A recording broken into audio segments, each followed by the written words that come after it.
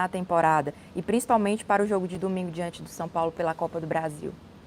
Primeiro a gente está feliz porque é um, né, encerramento de um trabalho que começou até antes da pandemia, né, um campeonato que ficou postergado para ser decidido agora e em meio a campeonato brasileiro, manter a concentração nisso já é louvável por parte dos jogadores. Então a gente agradece essa concentração dos atletas. E eu acho que são dois pontos. O desgaste por ter que jogar essa partida em meio a um campeonato tão importante, véspera de uma Copa do Brasil, um dia depois do que o nosso adversário, que o São Paulo jogou ontem, contra uma equipe que não ofereceu, né, tanta resistência ao clube.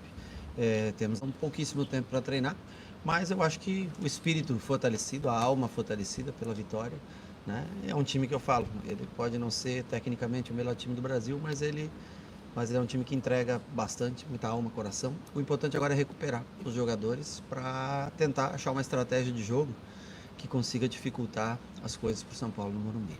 Carlos Cassiano, da Rádio Clube, parabeniza por mais uma conquista na sua carreira de treinador, que você vem fazendo história no Fortaleza, e pede para você avaliar essa conquista do título.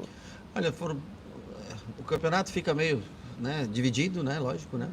Mas em 3 etapas praticamente, porque a fase classificatória, depois a semifinal e agora, né, separadamente a final. Mas falando um pouco desses 2 jogos, foram 2 jogos bem parelhos, bem disputados. Nós vencemos em detalhe, bola parada. Hoje é um jogo que nós saímos um pouco da característica de jogo, não fizemos um grande jogo hoje, porque um jogo de final às vezes nem sempre é tão bonito quanto um jogo de ponto corrido, né? Muda-se um pouco a estratégia, o adversário teve que se lançar à frente, nós não conseguimos tocar tanta bola, o campo também vai ficando ruim, né? Já teve jogo, acho que essa semana, segundo ou terceiro jogo aqui, então o gramado já começa a ficar difícil para você arriscar, sair jogando, você tem a vantagem, você acaba, né, fazendo algumas outras alternativas de jogo.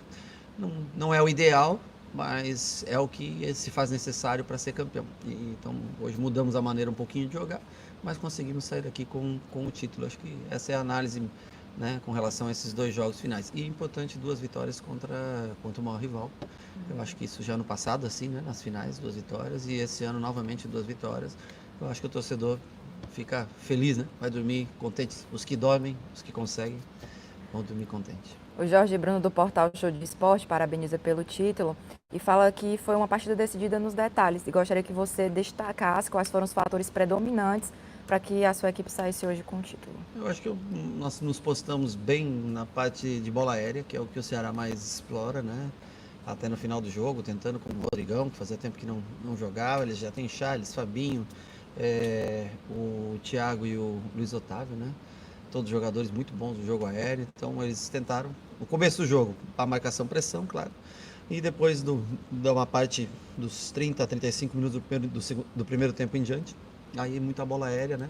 E aí onde Roger e Paulão, mais os laterais que fecham bem esse tipo de jogada, ajudaram bastante, mais David, Felipe nas marcações individuais, trabalharam bem nesse sentido. E ainda tivemos a felicidade no contra-ataque, num lance um pouco estranho, mas conseguimos fazer o gol que dali em diante deu mais tranquilidade pra gente. Benê Lima, da Rádio Metropolitana, fala o seguinte: Rogério, o jogo de hoje, com todas as nuances táticas que vimos, dá para dizer, num tom meio autocrítico, que ele revelou um Ceni menos idealista e mais pragmático? Ou talvez idealista, né? Porque quando você deseja alguma coisa de fato, né? Quando você luta por um ideal, e o ideal de hoje era o título, né? Você é idealista. Eu queria muito ser campeão. E eu encontrei essa maneira hoje de tentar vencer. Então, acho que nós sabíamos que ia ser um jogo mais fora do nosso padrão, vamos dizer assim, mas nós tentamos ser objetivos, tentar focar no resultado final, que era o que importava para a gente no dia de hoje. É diferente quando você joga pontos corridos para quando você joga um mata-mata como foi o último jogo e esse jogo agora. O Jorge Telmo, da Voz da Fiel e Tarde Tricolor, parabeniza pelo título e pergunta o que é que significa esse título na tua carreira, você que é o segundo treinador a comandar o Fortaleza mais vezes hoje na história. Eu fico feliz, títulos são para sempre. Eu falo que jogos acontecem toda semana, né? Nós estamos aqui há quase 3 anos e nós estamos tendo a oportunidade de ganhar o 4º título, né? Você vê o quanto você tem que trabalhar para chegar a uma final. E quando você chega a uma final, nós disputamos praticamente em jogos de mata-mata, 4 finais, vencemos 3, né? Perdemos só quando nós chegamos aqui em 2018, tem o título da Série B também, mas era pontos corridos, né?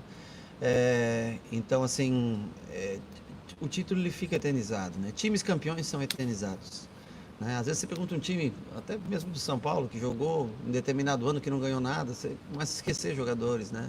Mas aquele time campeão, né? O time de 2018 campeão da Série B, o time campeão do ano passado cearense, o time campeão da Copa do Nordeste, de forma inédita.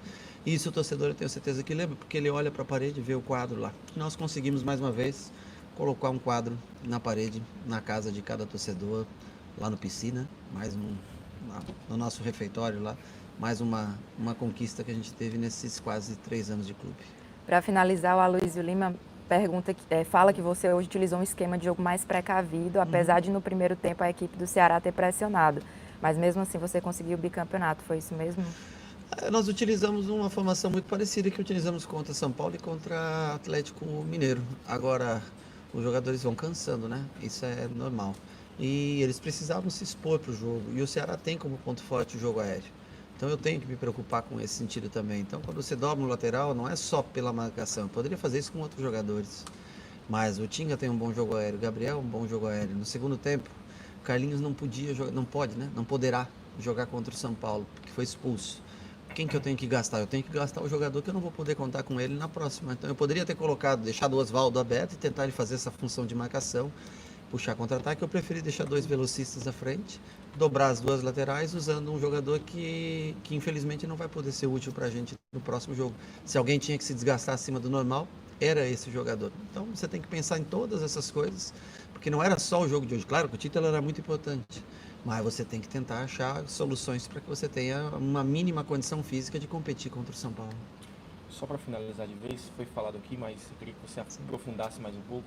Hoje você é o segundo treinador com mais jogos na história do Fortaleza. Conseguiu isso um dia especial com um título, mais um título na sua carreira de treinador aqui no Fortaleza. Eu queria que você falasse o quão especial isso é, o quão é memorável isso para você. Hoje você é o segundo treinador que tem mais jogos à frente do Acho que Fortaleza. são 150 jogos, 150. né? Até um número redondo, bonito, né? Num dia especial, sem dúvida nenhuma, numa semana muito especial para todo torcedor do Tricolor de Aço. Para mim é a realização da minha carreira, né? Eu acredito isso muito aos caras que estão dentro de campo. A gente aqui é um instrumento para direcionar ideias, modelo de jogo, mas se não fossem esses caras que constroem tudo aquilo que você idealiza, né? Você não consegue. Para mim, muito especial, é um dia muito feliz. Hoje eu pude ver novamente Tinga, para mim, né? Tinga é o maior ídolo da. Eu conheço um pouco da história do Fortaleza, porque, afinal de contas, a minha história aqui é recente, da minha passagem. Eu tô falando da minha passagem. Aliás, eu falo de 2015 para cá, que é como eu conheço mais o Fortaleza desde aquele gol do Cassiano, que é da onde você começa a ter uma identificação, né?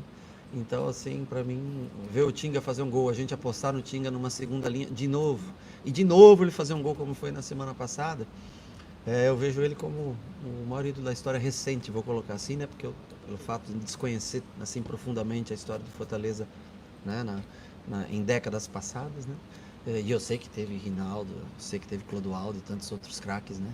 Mas na última década, eu colocaria o Tinga, apesar de ele achar que fui eu que não quis ele aqui, né? Porque às vezes passam informações equivocadas, né? Na verdade, na época não tinha orçamento para ele. O Bahia resolveu pagar quase toda a parte do salário dele, né? Mas nessas horas, sempre quando um jogador faz um gol, às vezes tem uma pessoa que fala, eu te trouxe, né? Eu te trouxe, né? Mas ele sempre foi muito querido aqui e nós demos sempre a oportunidade para ele. Ele continua sendo um cara de extrema confiança nossa. E eu fico feliz pelo gol dele e eu considero o maior ídolo da história recente do Fortaleza. Assim como Bruno, Felipe e outros caras que foram importantíssimos. Mas o Tinga, por aquele título de 2015, eu acho que tem um espaço a mais aí no coração do torcedor do Fortaleza.